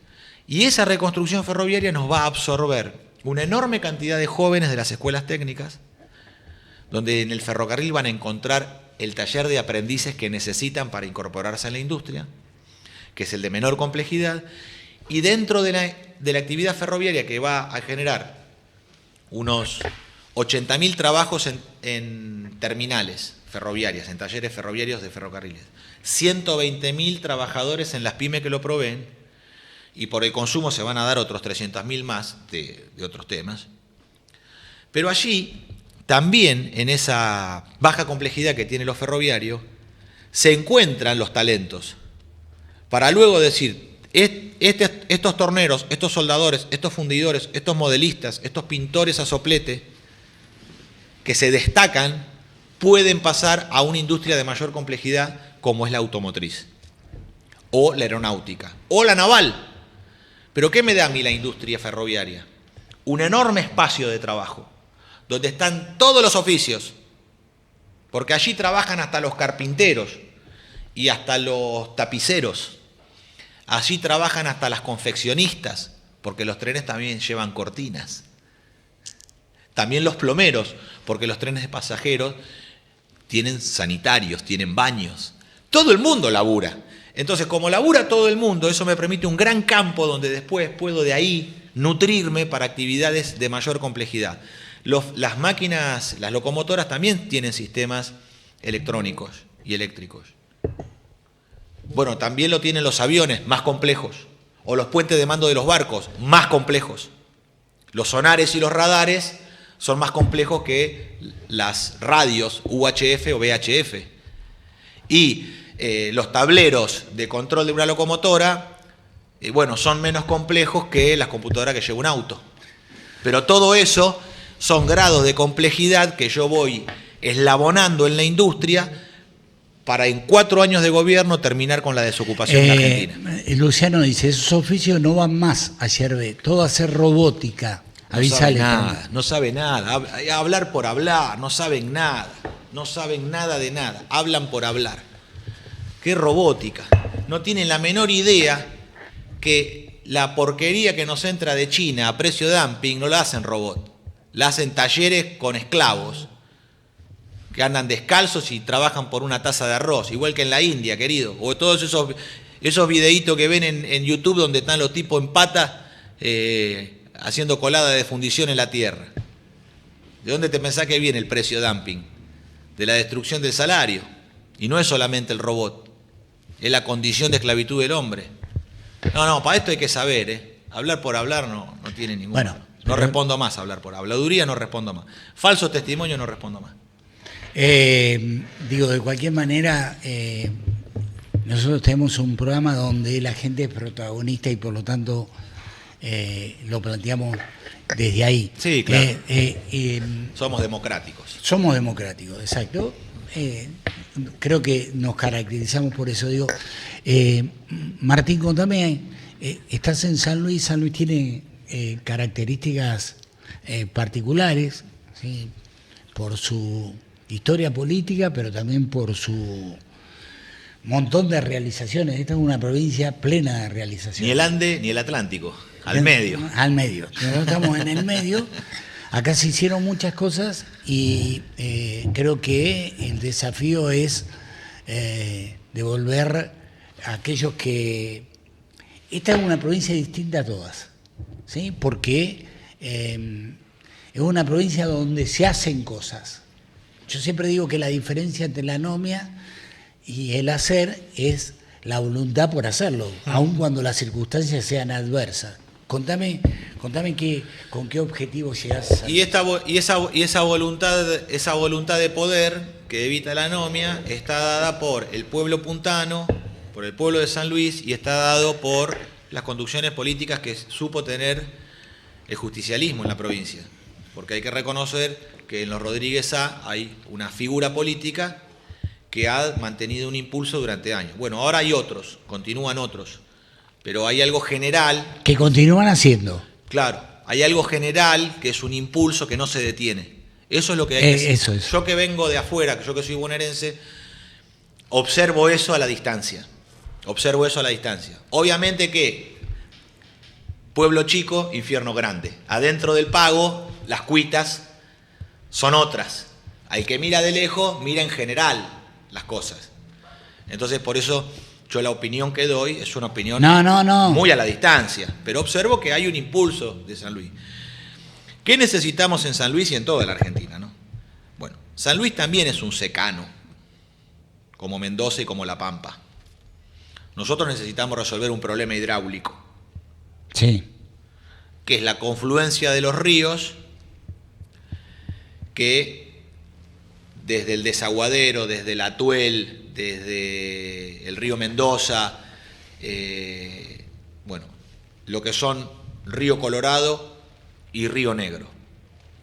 Hay obras que hay que hacer arriba, en Mendoza. Sí. Hay obras que se hacen arriba, en la altura, en Mendoza, que son las obras que tienen que, por estacionalidad, poder hacer el desvío de los cauces para que los pampeanos no se queden sin agua. No se puede seguir viviendo la enemistad de pampeanos y mendocinos como si fueran enemigos. Son todos argentinos, son todos criollos. Entonces necesitamos hacer obras hidráulicas que cuestan 2 mangos. 2 mangos. 2 mangos. 2 mangos con 50. Y es un montón de laburo para el pueblo mendocino, para el pueblo pampeano, para el pueblo de San Luis. Eso por una parte. Lo segundo, a nivel federal, el ferrocarril. Nosotros necesitamos unir la red central bajo el interés nacional. ¿Qué Sí. descubrimos nosotros en el 2010, 2011? Que esto nosotros se lo presentamos a las autoridades de gobierno de esa época, que era Cristina Fernández de Kirchner, que era Randazzo, que era Scioli, que eran, bueno, etcétera, no importa.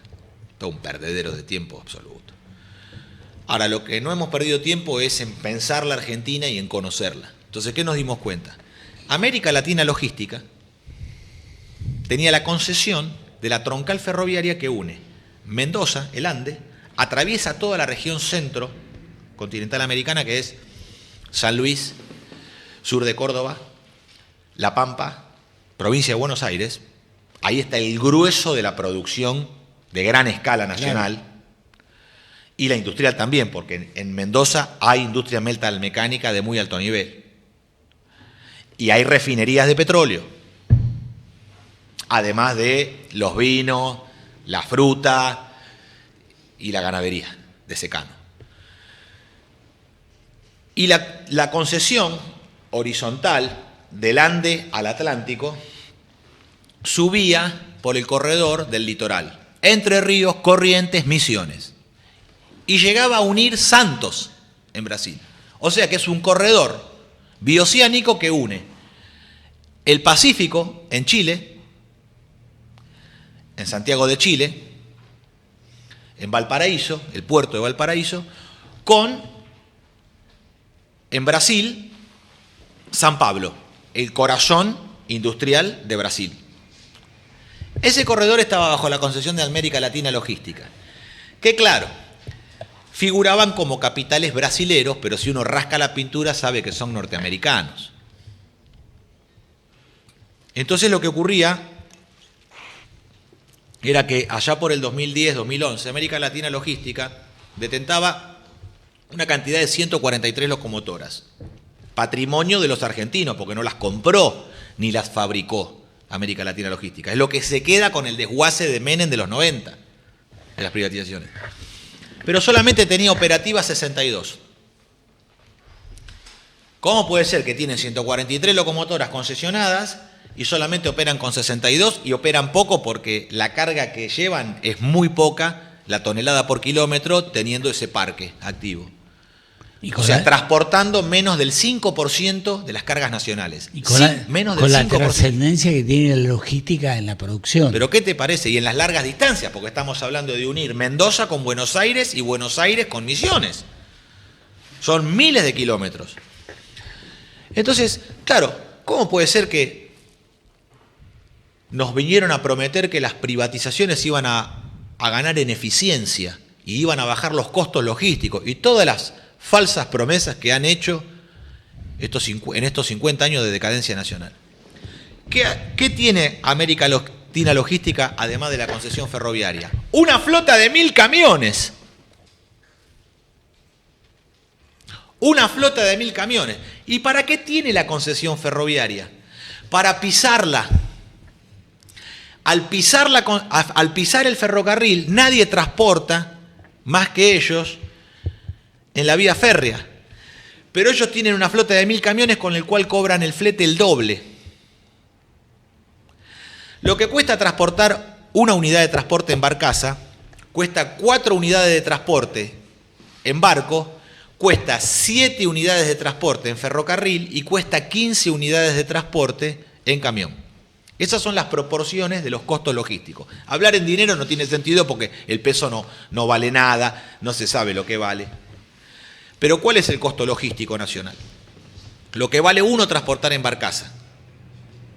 El transporte más barato y más lento del mundo. Pero para productos no perecederos, para transportar la madera, los rollizos, para transportar minerales, para transportar yerba mate, y bueno, mandarlo en barcaza, total no hay apuro. El barco cuesta 4 unidades de transporte. El ferrocarril cuesta 7. Y el camión cuesta 15.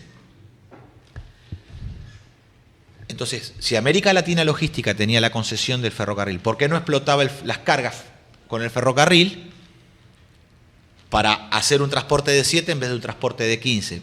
Porque como tiene 1000 camiones, trasvasa las cargas al camión y factura 15 en vez de 7. Claro. Entonces cualquiera dice, y claro, Es lo que le conviene, sí, es lo que le conviene a los norteamericanos de América Latina Logística. Parasitar el sistema de transporte argentino para hacerse de las ganancias encareciendo a los productores, mediante el flete, el precio final del producto. Por eso, el sistema de transporte multimodal que la Argentina necesita no es el transporte multimodal que detenta América Latina Logística, que tiene concesión ferroviaria, que tiene una flota de 1000 camiones y que también tiene trenes de barcaza y que también tiene barcos. Ese sistema logístico de transporte está a favor de las multinacionales del comercio exterior y en contra de la producción nacional. Es por eso que el sistema integrado multimodal logístico del país tiene que ser una corporación nacional del Estado, que sea la que organice el sistema multimodal en función de los productores, porque la logística tiene que estar al servicio de la producción y no la producción al servicio de la logística. Está invertida la relación. El dirigente político está al servicio del pueblo, no el pueblo al servicio del dirigente. Y en la logística y la producción ocurre lo mismo. La logística está al servicio de la producción, favorece a la producción, es fomento productivo. Por eso nosotros tenemos que volver a recuperar el ferrocarril, claro. Tenemos que volver a recuperar los puertos, tenemos que volver a recuperar la marina mercante. Es una manera de recuperar también ciudades que vivían del ferrocarril. Porque además yo, con la circulación ferroviaria, vuelvo a revivir aquellos pueblos claro. que se achicaron. Claro. Y en los talleres ferroviarios, fabricando el material ferroviario, que no se hace con robot, como dicen algunos brutos, quizás es porque ignoran. Nosotros tenemos acá una ciudad que es de donde... No se hacen con robot los ferrocarriles, se hacen a mano. Déjame decir algo. Es decir, nosotros somos una ciudad que es donde nació Fernando, que es justo Arac, que creció al impulso del ferrocarril y que cuando el ferrocarril dejó de pasar con la frecuencia con la que pasaba, empezó a vivir una situación muy compleja. Digo, creo que estoy totalmente de acuerdo con vos, es así. Déjame decirte algo, Fran Peirone me pide que te pregunte por el programa de Stream, que vamos a sacar la juventud del movimiento del MLN, del Movimiento de Liberación Nacional, prontamente en abril. Así que mandale un saludo a Fran. Sí, por la supuesto. Juventud, a ¿sí? Fran y a través de su persona, a toda la juventud del movimiento, de todas las provincias, de toda la Argentina.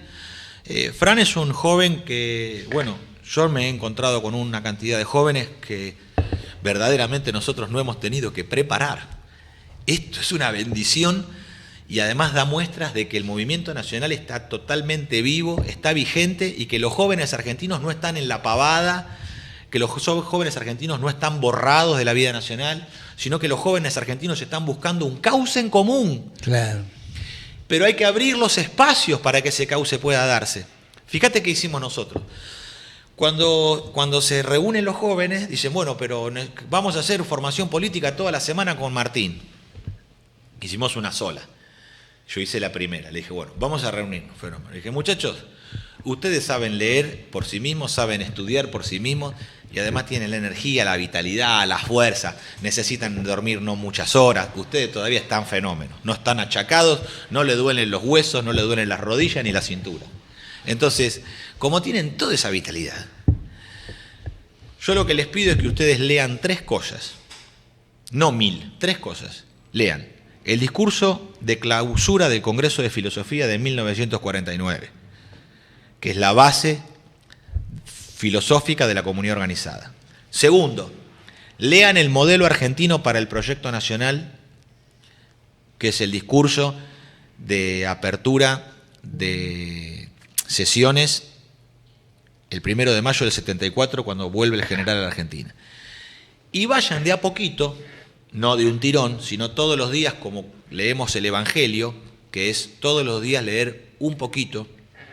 No es no leer nunca y de repente si estoy muy atrasado me leo todo de golpe. No, todos los días un poco, leer la conducción política.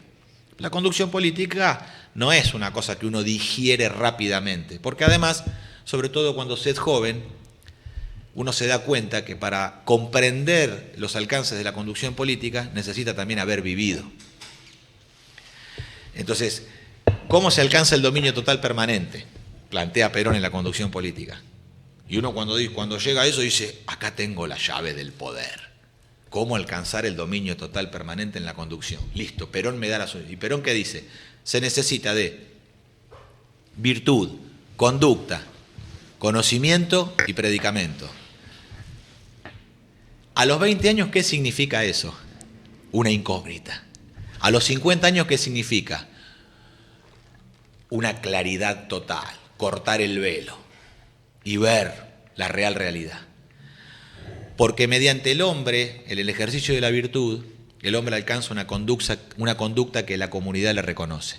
El ejercicio, la práctica de la virtud en el hábito forja el carácter y el hombre adquiere una conducta que la propia comunidad le reconoce. Esa conducta es aclamada. El hombre alcanza, mediante el conocimiento, más bien diríamos la sabiduría, el hombre alcanza la prudencia, que es el gran bastón de mando de la política. La prudencia es el gran bastón de mando, el gran bastón de mariscal, porque mediante la prudencia se reúnen todas las virtudes en el bien común. ¿Y eso qué permite? Que la virtud, la conducta y el conocimiento, o diríamos sabiduría, o diríamos prudencia, nos permite alcanzar la edad del predicamento. Ese predicamento tiene que pasar por la prueba de fuego, que es, si ese predicamento logra pasar por la prueba de fuego en el pueblo, que es mandar y ser obedecido. Si se logra eso, se logra la edad de la conducción. Ese camino que tenemos que realizar los argentinos requiere del concurso general de todos nosotros en un cauce común y que el pueblo sea el que determine quién es el que está en condiciones y quién es el mejor para conducir. Por eso el nacionaljusticialismo, el peronismo, Sí. no puede ir a la unidad en los términos que plantea el kirchnerismo en este momento. Claro. Porque ya perdió el kirchnerismo y va a volver a perder. Pero como ellos mantienen los cargos en el PAMI, los cargos en la ANSES, los Claro, cargos claro. en la provincia de Buenos Aires, negocian en el Congreso de la Magistratura, tienen los senadores nacionales, los diputados nacionales y los senadores y diputados provinciales, para ellos la cosa sigue. Claro, ellos necesitan la unidad para nada más que para seguir Nosotros favoreciéndose. clamamos por el regreso del ferrocarril. Para nosotros, el plano de clivaje de liberación o dependencia es marina mercante y ferrocarril. Si no hay marina mercante y ferrocarril, la Argentina no se autodetermina y no puede tener integración territorial. Entonces tenemos en Colonia Santa Rosa, en Salta, en el norte del país, que se está tirando la cosecha de tomate porque no hay precio. Claro. Porque el productor le sale más el cajoncito donde va el tomate que lo que le pagan a él. Entonces, recorriendo la Argentina y volviendo a San Luis, si no hay un orden federal de una política nacional integrada, ¿qué vamos a tener? ¿Un ferrocarril en San Luis que se mueve adentro de la provincia? No, lo que necesita San Luis es la conectividad nacional. Claro. Si nosotros tenemos ganadería en San Luis y en Mendoza, que son secanos, igual que en La Pampa, ¿podemos nosotros competir con precios con la pampa húmeda en la provincia de Buenos Aires y en Santa Fe? No. Entonces, para poder sostener la actividad ganadera, que es muy sacrificada en Mendoza, que es muy sacrificada en San Luis y que es muy sacrificada en La Pampa, por la poca agua que hay y por la poca pastura que hay, yo no puedo hacerlos competir en precio, porque obviamente que en Tres Arroyos, provincia de Buenos Aires, tengo un rendimiento altísimo. Y además tengo más pariciones, porque tengo la menor cantidad de abortos, la menor cantidad de muertes, tengo más nacimientos. Yo en Tres Arroyos tengo 85% de nacimientos, de preñez, sobre la preñez, 85 sobre 100. El promedio nacional es 65 sobre 100. Porque yo, por ejemplo, en Entre Ríos o en Corrientes tengo ganadería, tengo buena pastura, pero tengo más cantidad de abortos, tengo más pérdidas. Y en San Luis, en La Pampa y en Mendoza, está por debajo de 65. Entonces yo no puedo hacerlo al productor competir, porque si no, ¿qué va a pasar? Van a quebrar y solamente se va a hacer ganadería en la provincia de Buenos Aires. No, tengo que dar una política de fomento a través de la logística. Entonces yo necesito ponerle al productor con flete ferroviario, la alfalfa que se hace en Lincoln, en el norte bonaerense, en el límite con Santa Fe y Córdoba, necesito esa alfalfa ponerla en San Luis, La Pampa y Mendoza. Martín, nos escribe la gente de La Mora, les agradecemos a los muchachos, Juan B. Justo 173, que nos dice: hoy los esperamos escuchar a Martín a la tarde, 19:30, precisamente allí en La Mora. Así que bueno, todos aquellos que hoy nos están escuchando, que son muchos aquí en Villa Mercedes y en otros lugares también que van a venir, ahí van a poder reflexionar con vos respecto a lo que está pasando en San Luis. Hola Alberto, Martín, qué rico análisis con conocimiento real y objetivo. Hay que educar de vuelta, porque me puedo dar el lujo de escuchar mediante este programa lo que yo aprendí desde chico en las escuelas de las juntadas de las básicas. No sé quién lo escribe, Fer, no importa, es decir, estamos recibiendo mensajes por todos lados, pero bueno, lo queríamos leer porque me parecía muy interesante. Y Adriana Ledesma dice algo que lo quiero compartir con vos. Vamos a hablar en un instante con Carlos Alessandro. ¿Está? Bueno, que es el representante de Dante Gebel en San Luis, ¿sí? Pero te quería leer este mensaje de Adriana como para que lo perdí. ¿Sí? Son tantos que lo perdí. Bueno, pido disculpas. Te pido disculpas, Adriana. Acá está. Albert, muchas cosas salen 2 mangos. Pasa que tenemos políticos ladrones y nada termina saliendo 2 mangos. ¿Sí? Por eso estamos así. La quinta bandera del justicialismo tiene que ser la honestidad brutal. Está bien. Me parece interesante. Tiene que estar en la cuarta bandera, que es el nacionalismo cultural, porque en el nacionalismo cultural nosotros ahí remitimos no solamente a las artes, sino también a la ética, a la filosofía y a la metapolítica. En el nacionalismo cultural argentino está la metapolítica, porque es el lugar en donde nosotros podemos reunir la historia, la filosofía, la teología, el arte, porque toda ética es una estética. Y toda estética responde a una ética. Entonces ahí es donde la ética y la cultura, que pareciera que no van de la mano, sí van. Porque vos fíjate, el culto a la fealdad de este mundo, el culto a la fealdad de este mundo, el culto a lo horrible, a lo tenebroso o a lo deforme, es un signo de esta época. Es parte también de una adoración a entidades. Entonces, la verdad, la belleza y la bondad, las 3 unidas, hacen el bien común.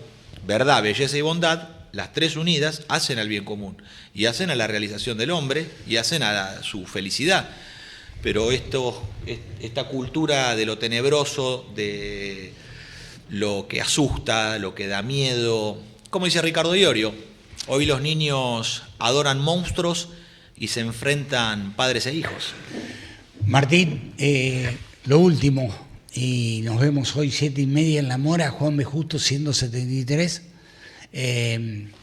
Ya para nosotros un placer. Además, mañana vas a estar a la mañana acá, así que si querés te das una vueltita y cerramos un poco. Sí, organizalo.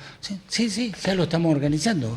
Así que, nada, lo último que me quieras decir, invitar a la gente para La Mora hoy a la tarde.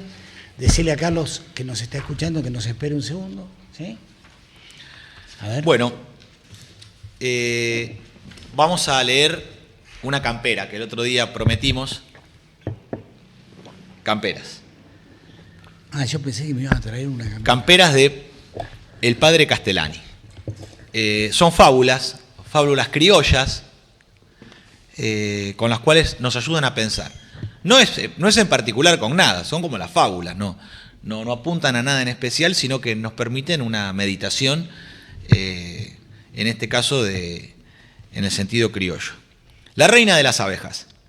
Cansóse un día la reina de las abejas de pensar más que todas, y de penar más que ellas. Yo no trabajo más, dijo.